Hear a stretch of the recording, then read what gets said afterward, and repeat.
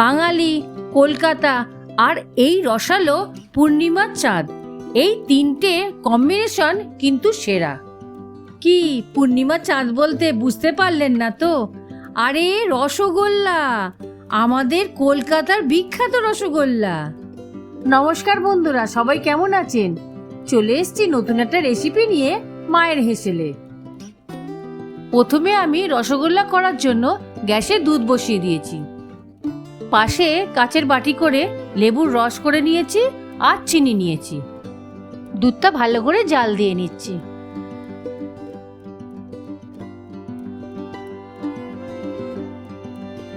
দুধটা ভালো ফুটে গেছে। এবার ছানা তৈরি করার জন্য যে লেবুর রসটা করে রেখেছি এটা এখন দিয়ে দিচ্ছি। আমি এখানে পাতিলেবুর রস ব্যবহার করেছি। আপনারা চাইলে ভিনিগারও দিতে পারেন বা ছানা কাটানোর পাউডারও পাওয়া যায় দোকানে, সেটাও ব্যবহার করতে পারেন।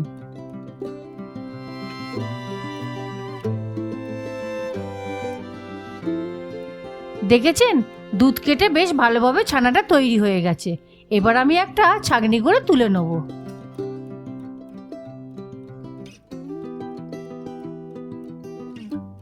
এবার এই ছানাটা সাদা পরিষ্কার কাপড়ের উপর দিয়ে জলটা ঝরিয়ে নেব।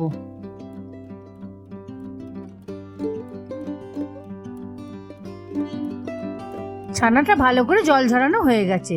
এবার আমি একটা পাত্রে নিয়ে নিচ্ছি। এবার আমি ছানাটা হাতের তালু দিয়ে ভালো করে পিষবো। এই ছানাটা হাতের তালু দিয়েই পিষতে হবে, আর পিষতে পিষতে একদম স্মুথ করে নিতে হবে। রসগোল্লা বানানোর এই স্টেপটা সবচেয়ে কষ্টদায়ক, কিন্তু চিন্তা নেই, এর ফল কিন্তু বেশ মিষ্টি পাওয়া যায়। ভালো করে দেখুন, ছানাটা স্মুথ হয়ে গেছে।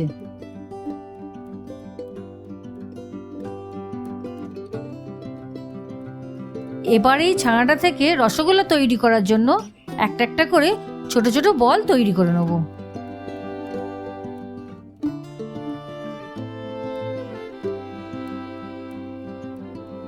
এদিকে কড়া বসিয়ে দিয়েছি।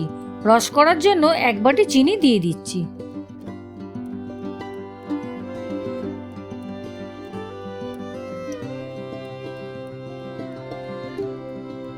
এবার বাটি মেপে 2 বাটি জল দেবো। 1 বাটি চিনির জন্য 2 বাটি জল দরকার।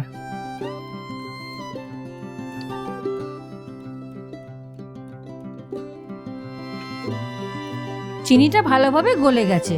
এবার 2টো এলাচ থেতো করে দিয়ে দিচ্ছি।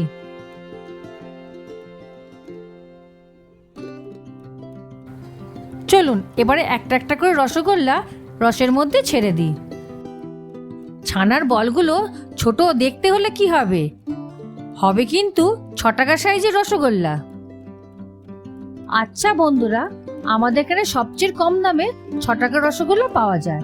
আপনাদের এখানে সবচেয়ে কম দামের রসগোল্লা কত টাকা দামের পাওয়া যায় নিচে অবশ্যই কমেন্ট করে জানাবেন।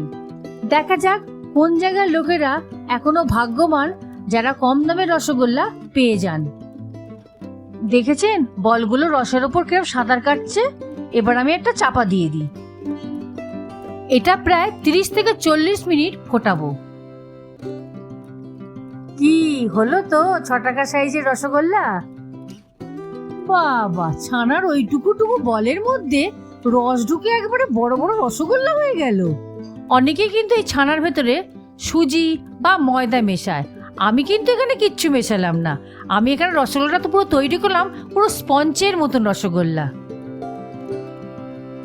সত্যি কথা বলতে আজকালকার দিনে মাটির হাঁড়িতে কিন্তু রসগোল্লা পাওয়া যায় না, সেই তো প্লাস্টিকের কন্টেনার। সে যাই হোক, সে মাটির ভাঁড়ে রসগোল্লা, কলকাতা আর বাঙালি কম্বিনেশন কিন্তু এক কথায় জমে যেত। রেসিপিটা কেমন লাগলো অবশ্যই নিচে কমেন্ট করে জানাবেন। আর চ্যানেলে নতুন হলে সাবস্ক্রাইব করবেন, লাইক করতে যেন ভুলবেন না। তবে দেখা হচ্ছে নতুন কোনো রেসিপি নিয়ে। আপনারা ভালো থাকবেন, সুস্থ থাকবেন আর আমার সাথে নতুন নতুন রেসিপি বানাতে থাকবেন।